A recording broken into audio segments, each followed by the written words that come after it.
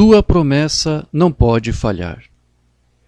A mensagem Sua promessa não pode falhar, His promise cannot fail, foi pregada pelo irmão William Marion Branham e editada na forma de texto pelo reverendo Gordon Lindsay e publicada posteriormente em um livro intitulado Os Sermões de William Branham.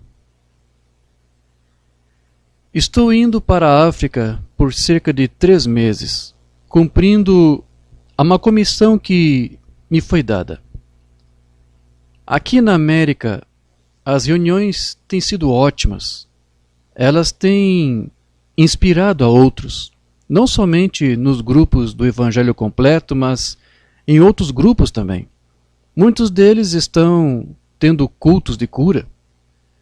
Depois que Davi matou o gigante, eu não sei se ele alguma vez matou outro filisteu, mas outros de Israel tomaram coragem e golpearam os filisteus às portas, e eles ganharam a vitória. Creio que hoje a questão da cura divina está resolvida. Deus é o curador. Eu creio que a cura divina é uma coisa menor em comparação com tudo que Deus quer fazer pela igreja. Como Deus, em sua graça, deixou o nosso ministério liderar os reavivamentos de cura divina, eu rogo para que Ele nos permita encontrar graça diante dEle para termos parte em um reavivamento muito maior que ganhará muito mais almas para Cristo do que em qualquer avivamento do passado. Se você estiver disposto a pagar o preço, você pode ver uma poderosa varredura de Deus, um reavivamento à moda antiga em sua cidade. Você fará isso? No começo eu trabalhava neste ministério de cura, de certa forma para mim mesmo. Mas agora temos centenas em todo o país orando pelos enfermos. E o ceticismo e a descrença são espancados ao chão. Por causa dos muitos que são curados de todas as esferas da vida, estadistas, congressistas, ricos e pobres, as pessoas não podem mais duvidar da cura. Amanhã à noite, o honorável William Upshaw estará aqui. Ele esteve semi-inválido por 66 anos. Eu o vi em uma visão entrar em minha reunião em Los Angeles, Califórnia. Nunca tinha visto nem ouvido falar dele antes em minha vida. Ele veio para a reunião de muletas. Agora ele está normal e pode caminhar e mover-se de um lugar para o outro, e estará aqui amanhã à noite. Ele testemunhou perante o Congresso no 1º e 2º deste mês, no lugar onde ele tinha anteriormente se assentado em uma cadeira de rodas, enquanto representante no Congresso. Esta é apenas uma ocorrência entre milhares, onde Deus tem feito coisas milagrosas. Ouça atentamente a leitura da palavra. Estou lendo a partir de São João, capítulo 5. Depois disto, havia uma festa entre os judeus, e Jesus subiu a Jerusalém. Ora, em Jerusalém há, próximo à porta das ovelhas, um tanque chamado em hebreu Betesda, o qual tem 5 alpendres. Nestes jazia grande multidão de enfermos, cegos, mancos e paralíticos, esperando o movimento da água. A cura divina está incluída na expiação. A palavra de Deus é a verdade. Se Deus disse que faria uma determinada coisa, Ele tem a obrigação de cumprir a sua palavra. Você crê nisso? Eu não valho mais do que a minha palavra vale. Muitos têm uma impressão errada de Deus, pensando que Ele é uma espécie de pessoa bate e foge, que pode fazer o que quiser. Mas eu digo que Deus não faz as coisas de qualquer maneira casual. Ele tem uma obrigação para com a sua palavra. Quando Deus faz uma promessa, ele tem que cumprir essa promessa. Um bom capítulo da Bíblia sobre cura divina é Isaías 53. Mas ele foi ferido pelas nossas transgressões e moído pelas nossas iniquidades. O castigo que nos traz a paz estava sobre ele, e pelas suas pisaduras fomos sarados. Isaías 53, verso 5. Nós somos curados pelas suas pisaduras, quando ele morreu no Calvário. Quantos creem que ele é Jeová Jiré? Gênesis 22.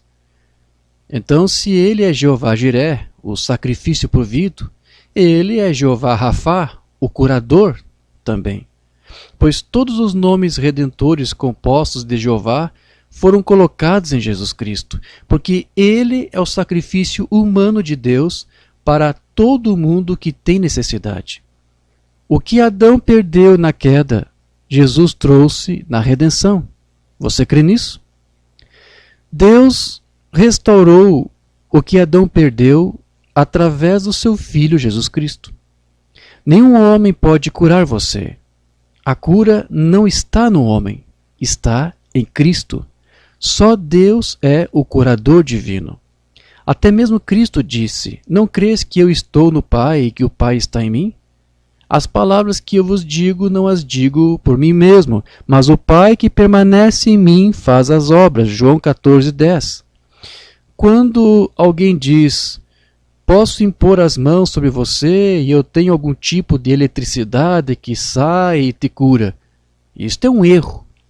Se houver qualquer elemento de cura, isso está no crente. O homem que recebeu oração tem que ter fé em Cristo para ser curado. Ninguém pode fazer o que Jesus já fez. Quando Jesus morreu no Calvário, ele perdoou todos os pecados do mundo. Você diz: eu fui salvo há 40 anos atrás, ou há 20 anos atrás, ou há 2 anos atrás. Não, você não foi. Você foi aceito há 40 anos atrás, ou há 20 anos atrás, ou há 2 anos atrás. Mas quando Jesus morreu no Calvário, ele te salvou. Ele colocou o depósito na caixa de depósito e você assinou o cheque e sacou o dividendo. É isso mesmo? Jesus comprou tudo de que você precisa na jornada da vida quando ele morreu no Calvário.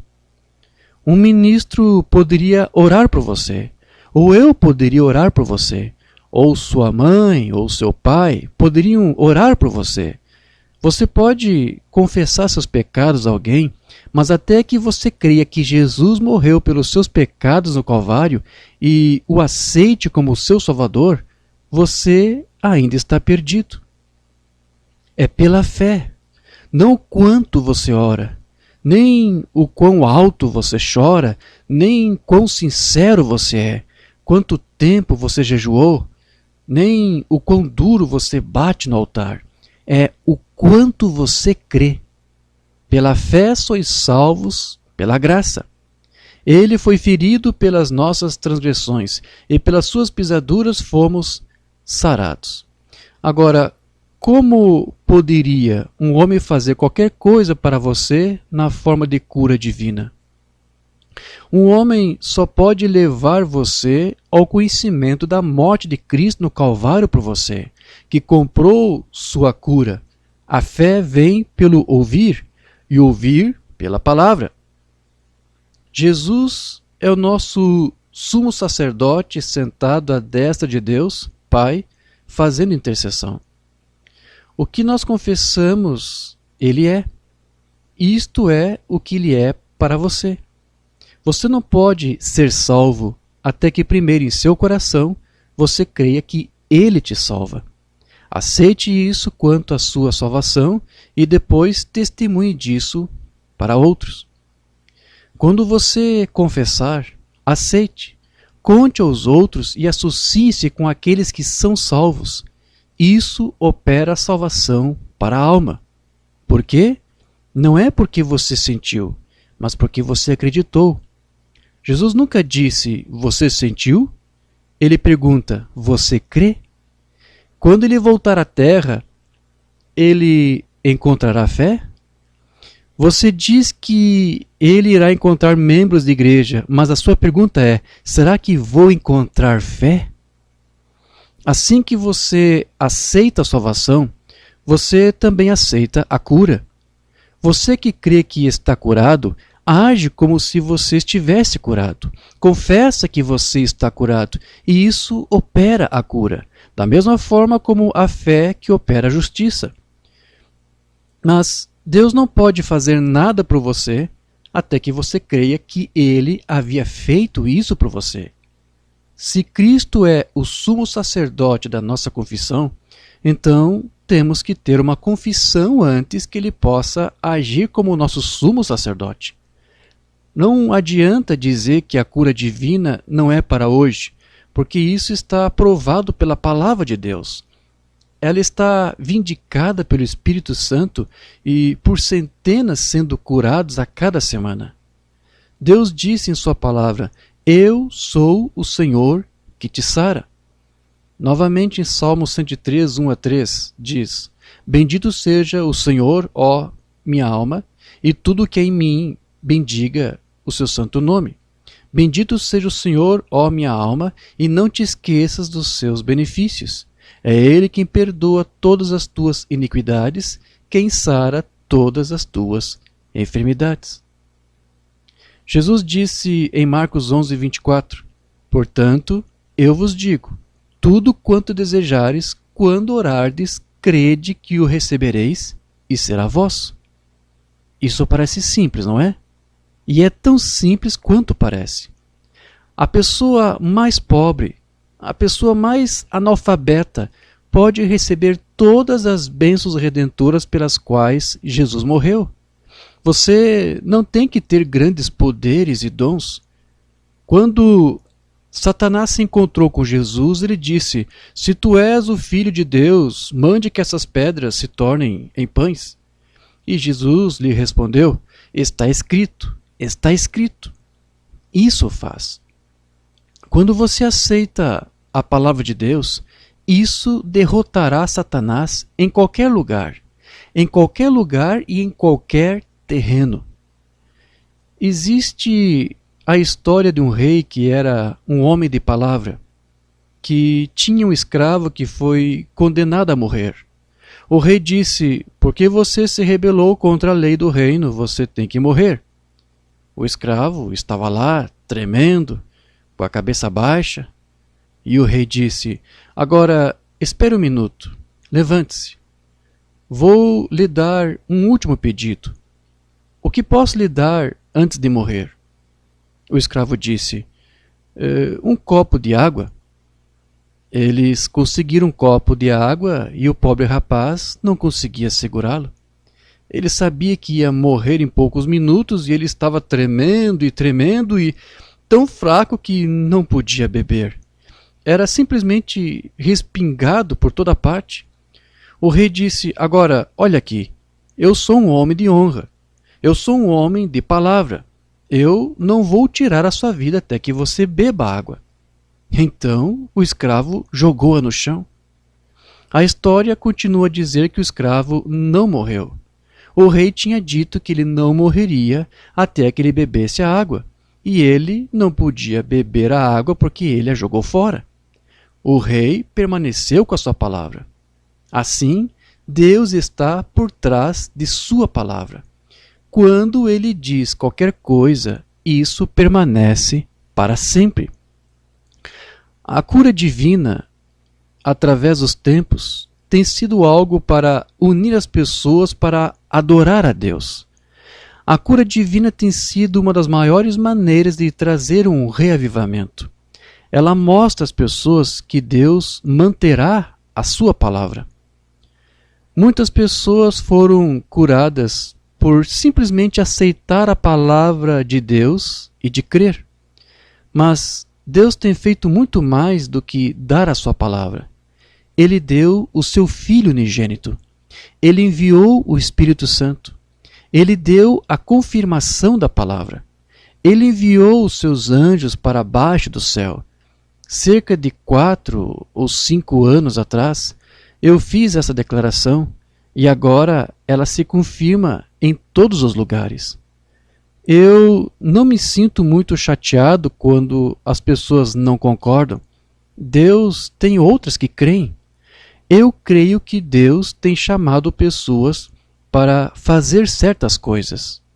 Muitas pessoas têm me pedido para impor as mãos sobre elas e dar-lhes um dom. Irmão, se eu lhe der um dom, ele será bem pobre. Se Deus lhe der um, ele será divino. Permaneça no seu chamado, seja o que for que ele lhe der, você receberá uma recompensa completa. Cerca de 6 anos atrás, o anjo do Senhor desceu e falou comigo. Antes disso, quando eu era pequeno, meu primeiro conhecimento do que Deus estava fazendo na minha vida foi num dia quando eu estava carregando água. Ele falou para mim em um turbilhão pelo vento em um arbusto. Mais tarde, quando eu não fumei um cigarro com a minha melhor namorada e fui para casa sozinho, o anjo do Senhor falou novamente. Então, cerca de 6 anos atrás, o anjo do Senhor desceu e falou comigo. Deus cumprirá o seu plano predestinado neste mundo, e nada pode mudar isso. Não importa quão frio e formal a igreja fica, haverá um remanescente sem defeito no final. Você diz, isso não pode ser, olhe para a igreja agora. Mas o plano predestinado de Deus diz que isto será. Quando Deus enviou um anjo a Zacarias, ele lhe disse que ele teria um filho, João, que seria um batista quando ele viesse. Zacarias, de pé, não conseguiu reconhecer a mensagem do anjo e disse, como pode ser isso?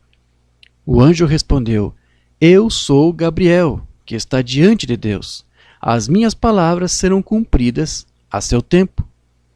Tinha que ser, pois Deus disse que seria assim.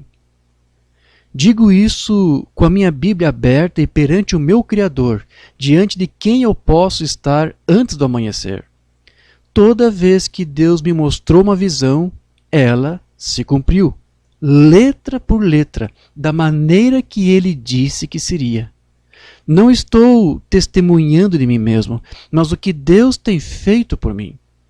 Estou testemunhando da graça de Cristo, que enviou a esta terra um anjo para ajudar a incentivar a nossa fé para crer no Filho de Deus, Jesus Cristo. O dia está aqui, a hora está próxima, quando a igreja deve estar preparada para a colocação no meio dela dos sinais, dos dons e maravilhas, a fim de dar a ela um conhecimento vivo dele.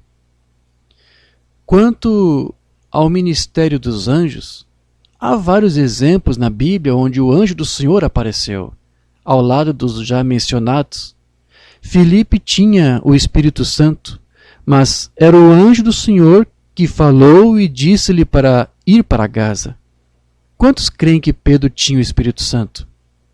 Quando ele estava na prisão, quem foi que brilhou na janela e o deixou sair da prisão? O Espírito Santo? Não. Foi o anjo do Senhor que apareceu e parou junto a ele.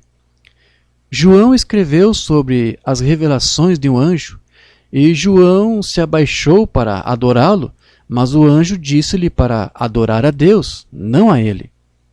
Os anjos de Deus estão na igreja para ministrar aos que são herdeiros da salvação. Ai desta terra quando Deus tirar o seu espírito e partir dela. No entanto, o Espírito está aqui e os anjos de Deus estão aqui. Deus deu um dom que mostrará o segredo dos seus corações, as coisas que você tem feito, as doenças que você tem. Certamente que, se Deus sabe o que houve em sua vida, Ele sabe o que haverá em sua vida. Creio que veremos sinais e maravilhas como você nunca viu antes. O cego vê, aleijados andam, e os surdos ouvem, e toda sorte de doenças curadas. Tenho visto até 8 casos de cadeira de rodas na audiência curados.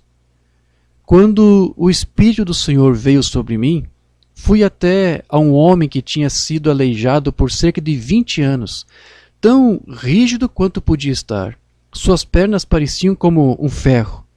Em nenhum momento sequer ele se foi gritando os louvores de Deus.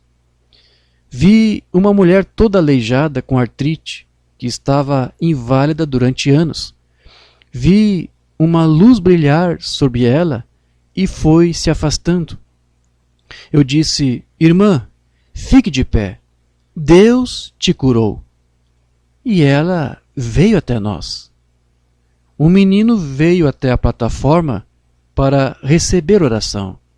Eu o vi caminhando para longe e disse: Deus curou o menino, tirem os aparelhos. E lá foi ele embora, indo pelos corredores, tão perfeito como qualquer um. Na manhã seguinte, você não conseguia ficar em volta do hotel. As pessoas estavam lá com cadeiras de rodas, segurando suas muletas na mão, testemunhando até que você não conseguia manter a ordem do lado de fora. Louvado seja Deus, de quem toda a bênção flui. Ele é o mesmo ontem, hoje e eternamente.